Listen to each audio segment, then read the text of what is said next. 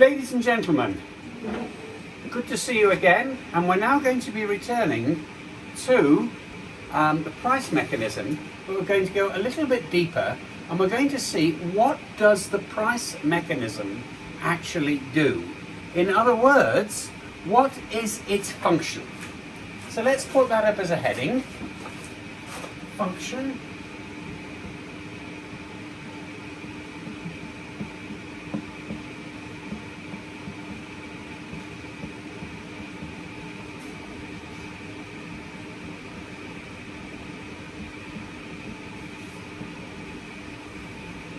The function of the price mechanism.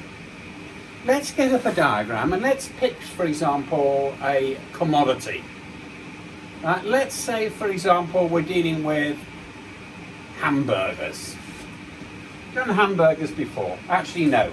I'm not going to deal with hamburgers. You know why? They're too complicated. Sometimes they get produced by huge firms like McDonald's. Other times they get put into the street. So they're by individuals in the street. So let's pick something a bit easier.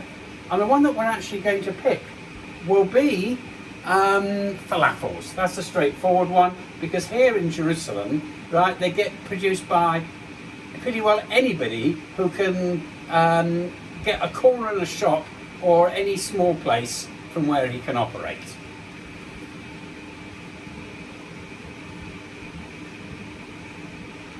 Let's put a diagram now showing the demand and the price for falafels. By now you should be all familiar with it. The price, the quantity,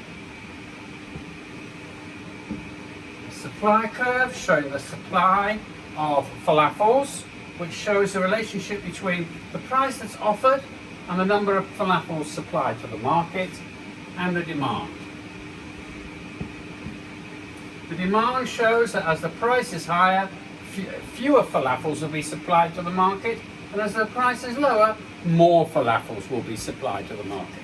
Remember that at this stage, we've kept both the supply curve and the demand curve at approximately 45 degrees. Now, we're going to be discussing this in our next unit when we move on to what's called elasticities of price of supply and demand. But at present, right, one of the reasons that I picked falafels is that it probably fits fairly well for the 45 degrees for the supply and the 45 degrees of the curve for demand. So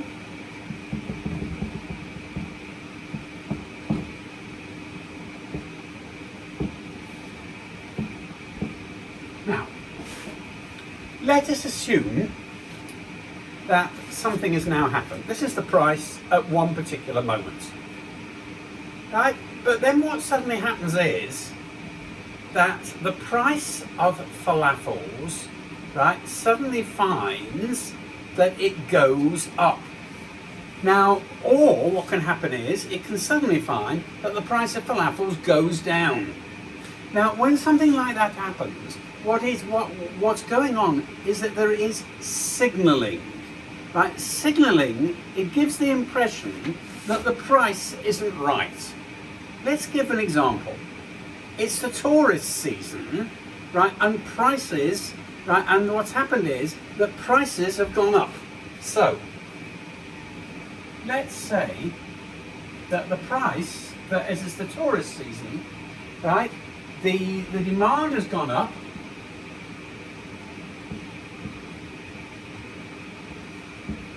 From P1 to P2, and we've got a new equilibrium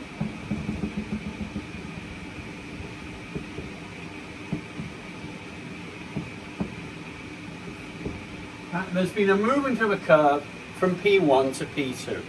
Now let's look at it a little bit more deeply. Let's look a little bit more deeply and see what's happened. Because the demand has increased, right, and the price has gone up, this is signaling to every single producer, right, there's not enough falafels going round. People want more. The price is going up. So what is happening is right, that the price has signalled that there needs to be a change. And the change is a change for the consumers and for the producers. The consumers want more, right, so we'll put the arrow in red, right, the consumers want more, and that means there has to be an extension in supply, which means that the producers have a motivation to be able to produce a lot more. Do you understand? And that causes an extension of supply. Except we don't use the word motivation in economics. We use a different word. What happens is that we've got an incentive. They have an incentive to be able to supply more to the market. That should be able to make sense. And that is called the incentive function. At the same time, what is happening is that although the amount that's being produced is from Q1 and it's gone up to Q2, there's a greater amount being produced. Being able to get hold of a falafel is that little bit harder because more people want because more people want it. The price has gone up and the quantity has gone up at the same time. But who decides who's going to get a falafel and who's not going to get a falafel? What is happening is that the people who are going to get a falafel are only those who are going to prepare to pay more for a falafel than they previously did. Okay? That is an example of the rationing function. Rationing, put the word here. We came across rationing in lesson 5. Right, we're meeting it here again. Rationing decides on what basis people get them. Falafels are not infinite. It doesn't mean that the hungriest people are the ones who get falafels. That should be like that in an ideal world. For those who are hungry, let them be fed. That's not how rationing works in economics. Economics goes according to another rule. For those who have, let it be given. For those who've got the cash, they're the ones who are able to have it. And if there are more people coming with the cash, they might produce more, but it's going to be a ration that it might go up to Q2, but in the meantime the price might to Q3, but the price might go up to Q3. That is the rationing function of the perfect market. Now, one of the questions we ask is this fair and is this desirable? The goods and services are rationed entirely on those who can pay, and when the demand goes up, it can go to an extortionate price. For example, let's say that we find a cure, a vaccine for COVID, but the vaccine for COVID might cost $100 for everybody. So that means that everybody who can afford $100, he'll have his vaccine for COVID. And everybody that can't afford $100, which might be the price that's determined by supply and demand, will have to go without, and that person's life is in danger. So the question is the market being fair in using this rationing function, right, of the perfect market to decide who gets and who doesn't get? And the answer to that question we're going to be looking at in future lessons. All I want you to do is to bear in mind that perfect markets look very good, right? They give the incentive to produce more, or if the demand goes down, the incentive to produce less. That's how the invisible hand works, that the right amount is supplied according to the demand. That all works. But the question as to whether the final result, which is an increase in price, right, is something that's equitable to the community, that is something we're going to be looking at later. But for the meantime, let's assume that the answer is yes. So that's really got us a little bit behind the curve, and we've looked at two things. We've looked at the fact that price signals when to produce more or when to produce less. Right? It signals to the consumer when he may have to have some choices. Price has gone up, so he may spend his money on something else. And it also signals to the producer whether more has to be produced and less has to be produced. You understand? It's got the incentive or disincentive function. And the other thing that we learnt is that also it is part of the rationing function, and the rationing function decides who gets the goods and services, which is not necessarily those who need the goods and services most. That's how it works in society. We will return to this issue later on. Right, that gets us through the first area that we wanted to have a look at. The second area we want to have a look at is, well, it's a continuation of the first. Is this price mechanism a good one? Which is what's called the capitalist perfect market, where the price and quantities of goods provided to the market are regulated by demand and supply. And for that, let's clean the board and we'll reconsider.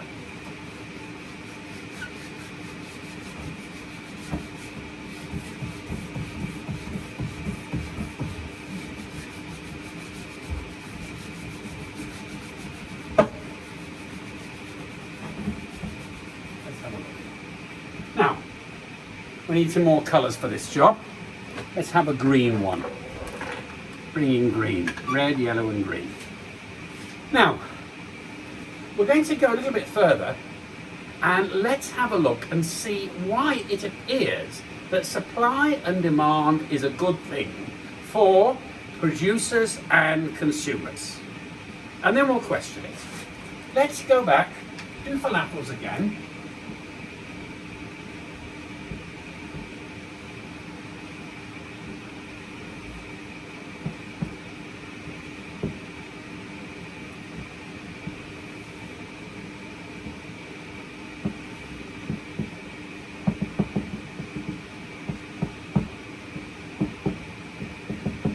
E1 is the equilibrium price, and that's the market diagram for the position of falafels. And let's say that the going cost of a falafel is 15 shekels. Now, what we're going to look at now is we're going to see, is the market, right? Is the market the best way of deciding who gets what? And does the market serve the community? That's the next question. We looked at the rationing function and we're going to take it one stage further. Does it serve the community? And the answer is, let's look at it. Now, let's look at it from the point of view of the consumer. Let's make it all the way here. The price is P1. Who decided the price? It was the market. Price signalling, in all those things that go with it. That's what decided the price. Are we all happy about it up till now? It was the market that decided. But there are people who would be prepared to pay a lot more than 15 shekels for a falafel. Let's call it 15 shekels. Right, for anybody outside Israel, right, that would be approximately $4. Okay? But let's say the going rate is 15 shekels. Well, I might see some people that would be prepared to pay 60 shekels for a falafel. So if you were prepared to pay 60 shekels for a falafel because you're absolutely really hungry, you've just come in for a run, but get it for 15, you're doing very well. You're saving 45 shekels because you really would have been prepared to pay a lot more, but the market's been nice to you. You see? Then you're going to get this number of people that might be happy to pay 30 shekels for a falafel.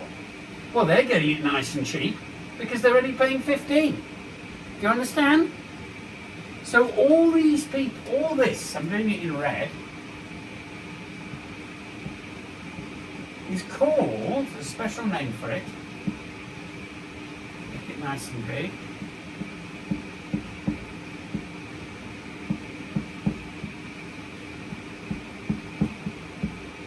is the consumer surplus. What is consumer surplus? Consumer surplus is, for example, you are very hungry during second lesson on Friday. You're dying for a pizza. You'd be prepared to pay 30 shekels for a pizza. Tariq is only charging you 15. So you know what you're doing? Because he's only charging you 15, you've not only got a pizza, but you've also saving the money that you would have been prepared to pay. If he'd have charged you 30, you'd have bought that. If he charged you 40, you might have still bought it.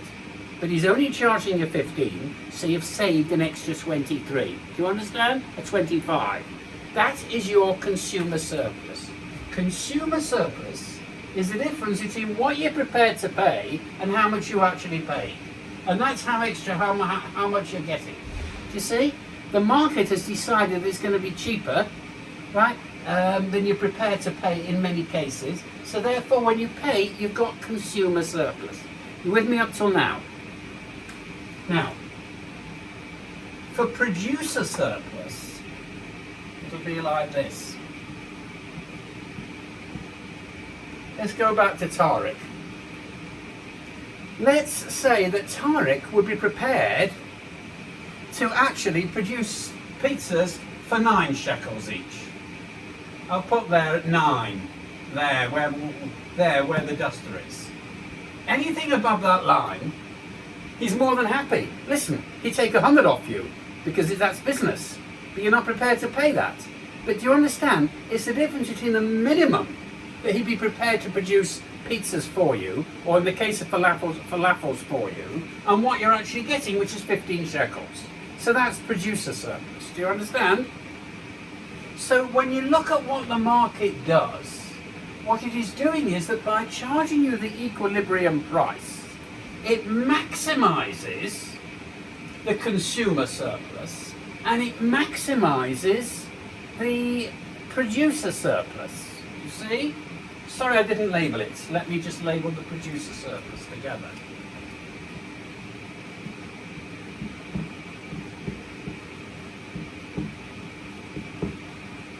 Right? It maximizes the consumer surplus and maximizes the producer surplus. Now, when you take these two together, that is the total surplus in the community is maximized by setting at this price. Why? Because if the going rate was as follows, I'll use a different color. If the going rate was, let's say, P2, or call it PX, what would happen? If the going rate was PX, this amount would be produced, right? Now that would mean that this would be the consumer surplus, this would be the producer surplus, all this area, that would be a little bit of consumer surplus, but all this area beyond QX would not be produced. Do you understand? It just wouldn't exist. So therefore, PX would be a bad price. So what we're saying is as follows, that overall, the market price, which is P1, Q1, right, P1, E1, Q1, that maximizes the producer surplus, maximizes the consumer surplus, and just to finish off, the combined producer surplus plus consumer surplus equals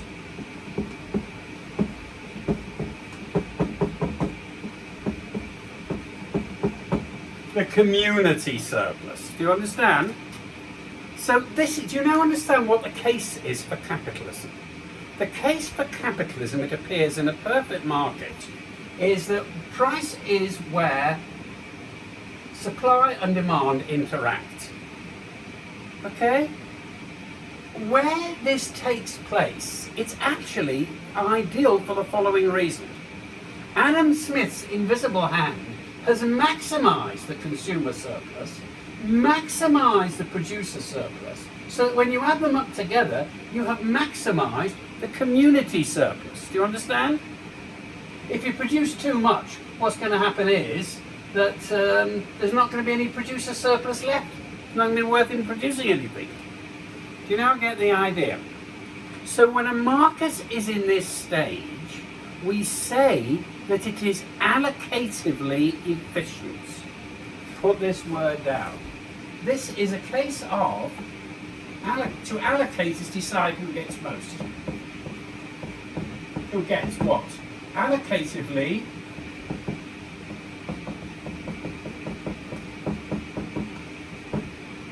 allocatively efficient.